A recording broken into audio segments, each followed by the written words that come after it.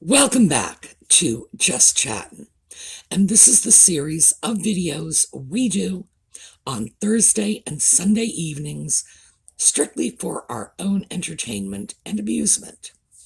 So, this evening I have two topics for you because they are both small, so I figured I could get them both into one video. All right, so when we come back, we are going to hit the first topic, and this was a viewer request. All right, we'll see you in a minute.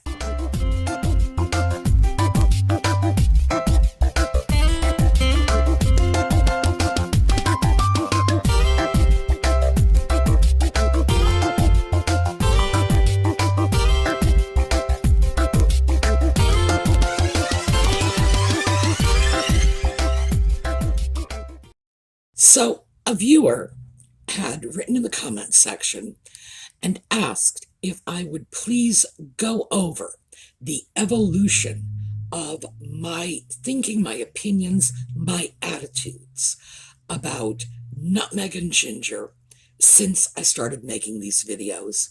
And I thought, that really is probably going to be at least moderately worthwhile because I started off 6 months ago knowing almost nothing about nutmeg and ginger. Now, not completely nothing because it's not like I don't have Google, it's not like I don't know who the royal family is, and it's not as if I expect anybody out there to actually believe it if I say, I had no idea who Harry was. No, never Googled him. No, I know who these people are.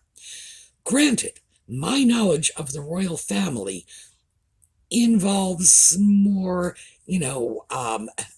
Edgars and Ethelreds from 1,000 years ago than royals today. But I most certainly knew that Harry was the second child of Charles and Diana, and I had some sense of who he was as a person based on, the unfortunate incident in the Nazi uniform, and then the video which leaked in which he was making blatantly racist and homophobic comments. And by the way, I've tried to resurface that video, and I think it's pretty much been scrubbed from the internet. But I did hear it when it first came out. Well, I watched it. And yeah, no question about it. He was making racist remarks, in particular anti-Pakistani remarks, and some remarks that I would consider homophobic, and I would imagine a lot of other people would. When I first heard that, I just wrote him off as sort of a genetic throwback to some of the unfortunate relatives of Prince Philip, who, as we all know, was no Nazi, nor was his mother, Princess Alice. But 4 of his sisters were Nazis. Well, he only had 4 sisters. All 4 of them were Nazis. One of them even named her kid after Adolf Hitler. So Harry came by it honestly as far as I was concerned. And knowing that Diana had described Hasnat Khan, a Pakistani surgeon, as the great love of her life, and Harry's comments have particularly addressed Pakistanis in unpleasant ways, I just thought, oh, good Lord, this boy's an idiot, and Freud would have a field day with him, and wrote him off. It's like, thank God he's not likely to sit on the throne, but who cares what he does because he's a minor player. That was my opinion of Harry. Nutmeg, and some of you will remember this, when I first did, I believe it was my first video, I think I described her as a Canadian actress working in Montreal. I hope it was Montreal. It might have been Vancouver. At least if it was Montreal, I was sort of in the same region. No, she was an American actress working in Toronto. That's how much I knew about her. I did not even know her nationality. I just made the assumption that because she was doing television work in Toronto, even though, yes, I know I said it was like something else, that she was Canadian. That's about the extent of it. I had watched Suits, that show she was on, a couple of times. I could only get through about 4 minutes of it, maybe five, before I would start screaming, "You should all be disbarred. This is crazy." Because, in fact, it was a show about not just sleazy lawyers, but sleazy lawyers to the point of criminal behavior who probably should have been in jail. And I just found that sort of strained my credibility. Yes, I know lawyers are not saints, but nobody's as sleazy as those characters were. So, that's just an aside about my opinion of the work she was doing. I barely even remembered her from the show. I did, however, remember Gina Torres, who is an extremely talented, very beautiful woman. But, she was the star of the show, so why would I not remember her? That was what I knew. Then they left the UK. Of course, I knew about that. They were going to Canada. They were going to stay in a Commonwealth country. Well, we saw how long that lasted. Then they came to the United States. And again, so what? No big deal. That was pretty much what I knew about them. And then one of our viewers, because I was doing a series on the royal family, said, "Why don't you do these two?"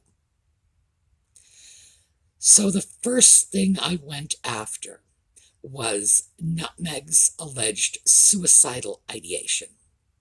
And I got a lot of heat for that because I very candidly said I do not believe a word of it. I do not. This is not, boy, I'm not changing my mind about this. I did not believe her story about suicide. I don't even think she said she attempted suicide. I believe what she said was she thought about suicide. And of course, there was no public statement at the time. So this is just, he said, she said. And she said she did, so we have to take her word for it. No, sorry, I don't. I do not believe a single word of it.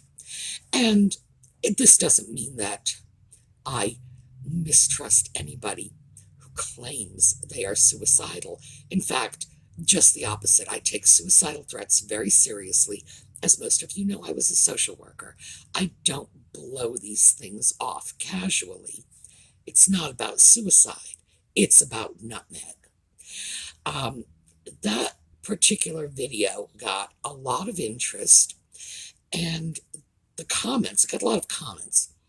I'm more interested in comments than general interest. It gets a lot of views, fantastic, but it's the comments that I'm interested in, because this, especially as we were coming out of lockdown after, the whole pandemic thing, and people were isolated and alone, these videos were designed to do outreach to our viewer community, give them something entertaining, something that would encourage them to comment, to have a back and forth exchange with some of their friends among the viewership, things like that. So when the comments were, "We want more," like, okay. And the next video I did was discussing whether or not Harry was abused, because as a social worker, I understand the templates for making these determinations. And from that, once I realized that Harry was married to an abusive personality, I started looking at the other relationships in her life. And of course, they were very abusive as well. Now, this was at the point where our viewers were saying things like, what about the surrogacy? What about these mythical babies? She's using dolls. She was never pregnant. Now, I will be perfectly honest with you. My first thought was, get back on your meds, folks. How could you think such a thing? I know, because we all know how this turned out. At the end of my investigation of whether or not Nutmeg was using surrogates, I ended up saying that I was almost 100% sure she was padding her belly when she was pregnant. And in the end, I would say I was about 60% convinced that she was enhancing her pregnancy, and about 40% convinced that she was not pregnant at all. And this is with Archie. Wow, 40%. By the end of the day, you had won me over almost to the 50% mark. And that's when I took on the doll. Was she actually using a doll for her baby? And I went into that one because I was sure I could prove that that was a fallacy, that this was just chit-chat that got out of hand. Of course she wasn't using a doll. No one would. That's too weird. That's too crazy. No, of course not. And for those of you who saw that video, I walked out of it absolutely convinced she was using a doll. I approached that with, from the standpoint of, I will prove this wrong. I'll show you it's not a doll. I'm going to show you where the baby's moved. I'm going to show you. And in the end, no, it's a doll. It's a doll. It's a doll. And of course, the part of that that is particularly unsettling is the series of photographs that I used was a series of photographs for which Nutmeg brought a lawsuit. She brought it in Canada, by the way, brought a lawsuit claiming the invasion of her child's privacy. Now, no child here. This is a doll. And it never went to court because the photographic agency settled with her. So, on top of it all, we have an outright fraud. Now, no one's proven this, no one's charging fraud. I'm charging the fraud. Sorry, me. I'm charging the fraud. Because in my expert opinion, and I've been dealing with dolls for decades, my expert opinion, that's a doll. No two ways around it.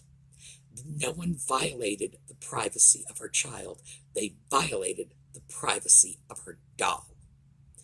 And that never should have been brought to court. The photography agency never should have settled, but she actually got money from that. She profited from that, which I consider criminal. And frankly, I expect that if she were charged, the Canadian courts would probably consider it criminal too. At that point, that was the tipping point for me. I had already established to my own satisfaction that this was a woman who was in an abusive domestic relationship, and she was the abuser. She was emotionally abusing and manipulating her weak-minded sock puppet. She had been abusive to her family. She had just tricked her father shamefully into cooperating with a photographer, her own photographer, of course, let's not lose sight of that. She had written a letter designed to be made public so that she would have an excuse to cut him out of her life. There was at least a 40% chance that she had fabricated the whole pregnancy. And on top of it all, she was suing people under false pretenses. Tipping point. That's when I said, there's where there's smoke, there's fire. And there was certainly a great deal of smoke here. There was a lot of very bad behavior that was easy to document. At this point, the Oprah interview had come out. It was full of lies, and there was a level of destructiveness in this that was unsettling for me. So that's what happened. Basically, in the space of about 6 weeks, you folks won me over. And I should mention, because when I say I really didn't know very much about them, I should probably mention I don't watch television. I don't even own a television. And I'm not on social media. If I need to do anything on social media, I have to go to friends, some of whom are in their 80s, by the way, and say, can you help me sort this out? Do you know what to do about this? Because it's not my thing. So this has been my exposure. My exposure has been based on research. This is the evolution of my thinking. It has gone from Harry and Nutmeg Who to are these people for real? Right up to, oh my God. So, hopefully that will give you a sense of where we are at now. I do want to make it very clear that my issues with Nutmeg and Ginger, to whatever extent I have issues with him, and I really don't have, it's like having issues with my cat. My cat is a dolt. I can argue with him all day long, but I'm never going to get my point across. It's hopeless. And that's my feeling about Harry. But as far as Nutmeg goes, I don't know her personally. Absolutely no axe to grind in this one way or another. I've come out with some videos that have actually been in support of her. And this is one of those, if you don't believe me, go check the How Old Is She Really video. Because I believe, and I think I made a pretty good case for the fact that this is a woman who is as old as she says she is. No older. So this is not personal. I strongly suspect that if I actually did know her, and if she chose to gain my goodwill, she certainly could. She charms the daylights out of people. If she feels there's something in it for her to be nice to you, boy, she sure can.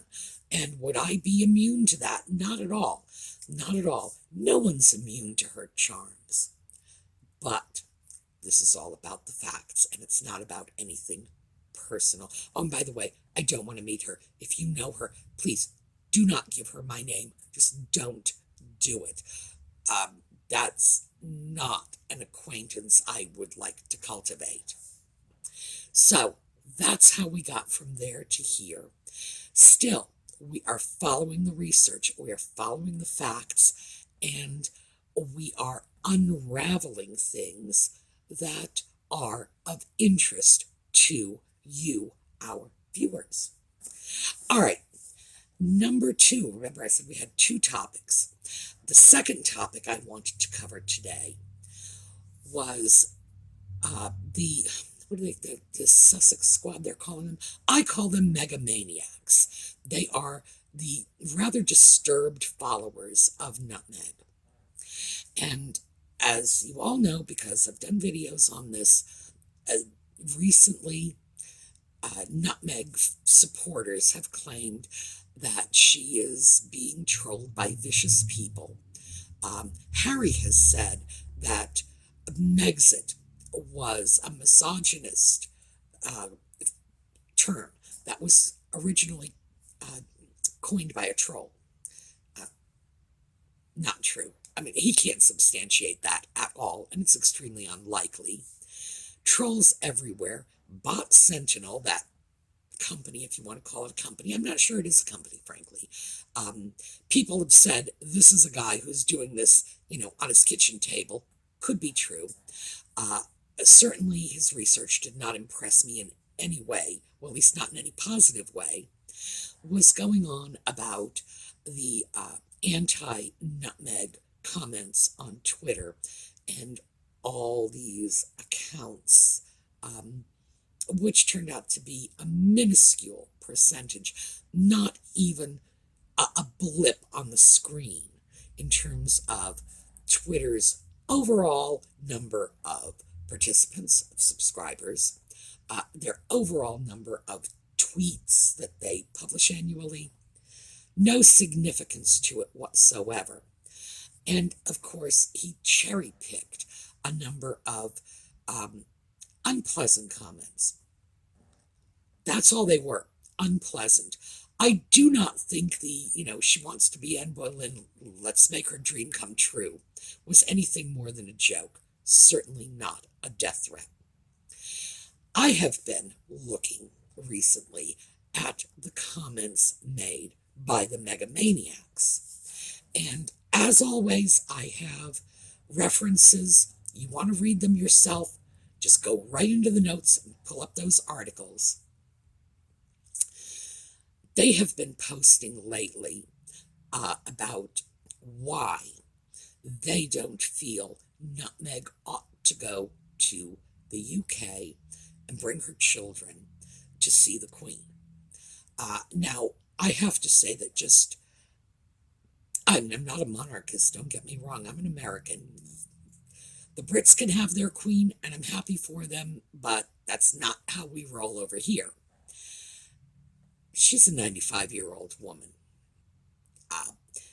Her family, her grandson and his wife, have no problem traveling for their own amusement.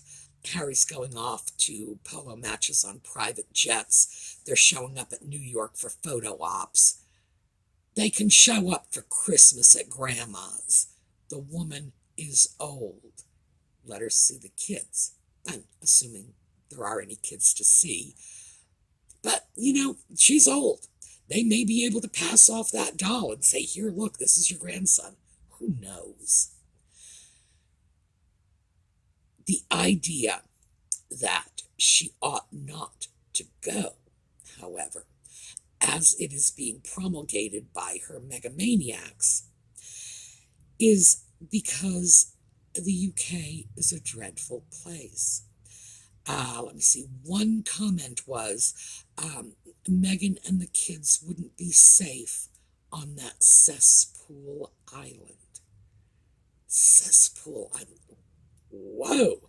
I mean, this is the motherland of our shared Anglo-American culture. This is the birthplace of our language, our literary traditions. This is where our culture originated. Now, England is not my home.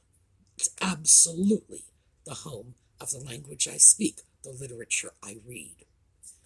To call it a cesspool, wow, that's definitely inflammatory. And that's why so much of this commentary is disturbing to me, because I am seeing a trend not in support of Nutmeg, but a trend of opposition to the UK, to the people of Great Britain. So it's not like, oh, we like Nutmeg, we like Nutmeg. Go ahead, knock yourselves out. Like, we hate the UK. And it's polarized, because Nutmeg is polarizing. It's polarizing. It's worrisome.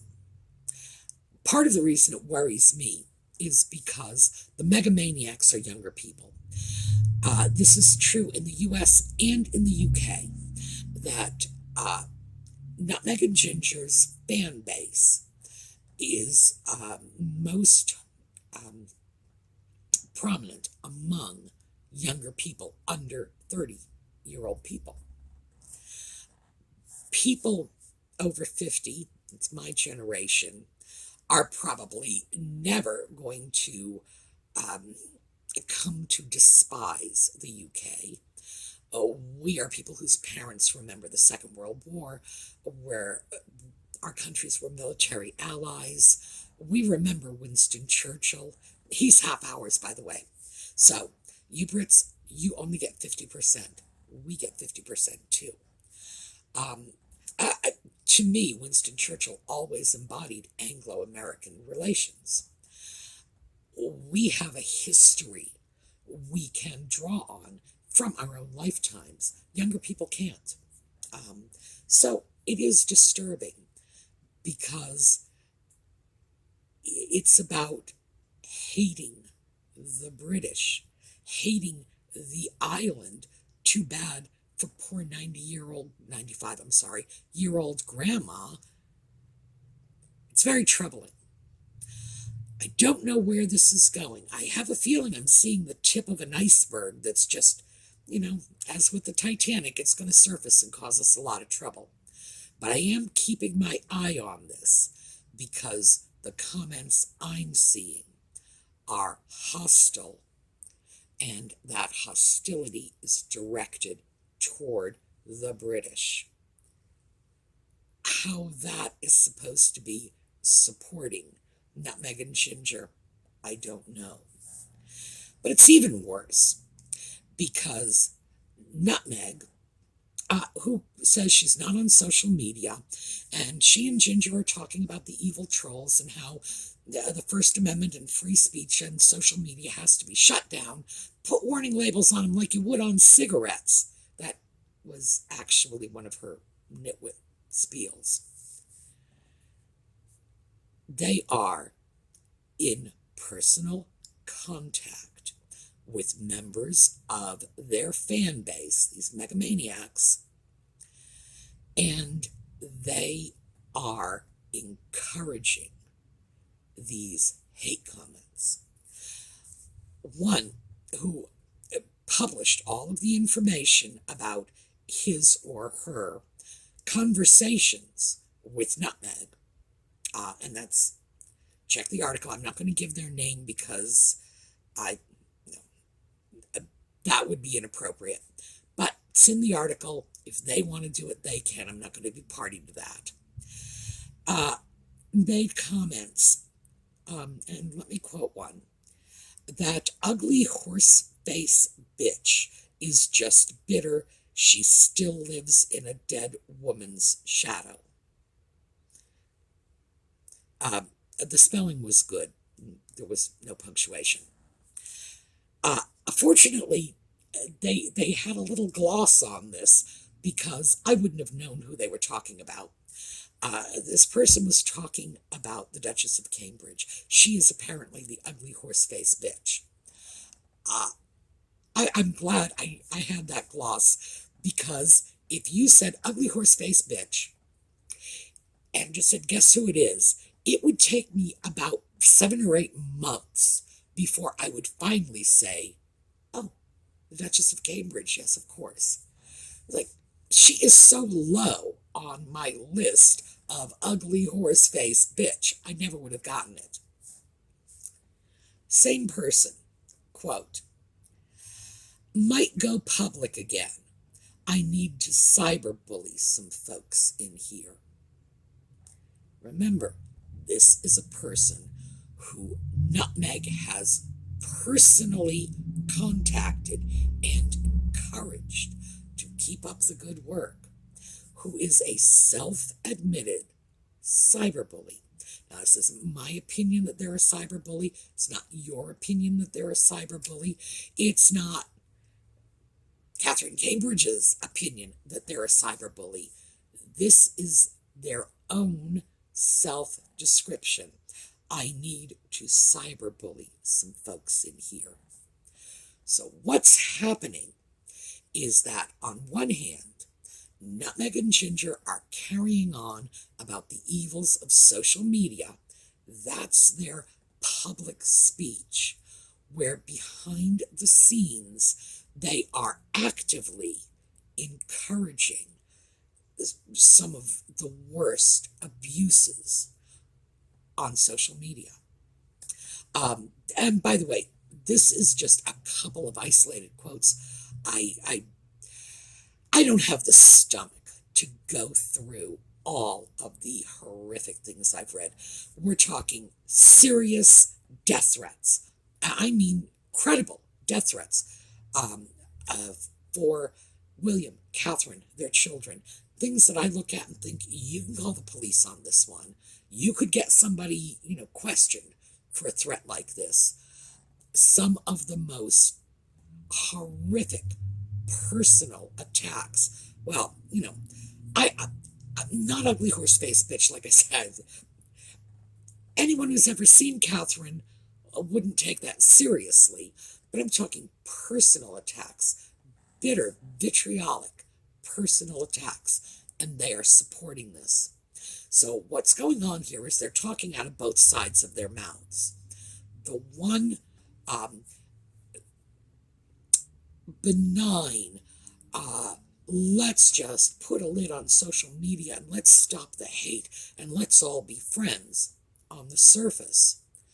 And then in the back rooms, they are actively encouraging some of the worst offenders. But because those offenders are not attacking them personally, oh well, that's okay. They get to keep their free speech. All right, that is what I have for you today. So you've got the history of how it is my thinking changed. It's the facts that changed my thinking when I knew nothing about those two. Who cares? The more I knew, the more I was troubled by their actions. So it was a question of letting the facts change my mind. Social media, the trolling, the anti-nutmeg commentary on social media looks like a freaking Sunday school class when you compare it to what the megamaniacs are saying about the Cambridges or anyone they feel is an enemy of their nutmeg. Scary stuff. All right. We have thrifting videos this weekend. Some more items have come in fact, just came in today, that are probably destined for the giveaways. So we're going to be taking a look at that too. Sunday night, we will be back with more Just Chattin'. And meantime, of course, I want to hear from you as always. Just the comments, I get through them as quickly as I can, as best I can. And usually, although sometimes it takes me a while, I can get through most, if not all of them. So, very interested in what you have to say. Please let me know. We are going to take a look at a slideshow on the way out to wash the nasty taste out of our mouths before we go and face the world. All right, have a terrific day, everyone, and I will see you next time.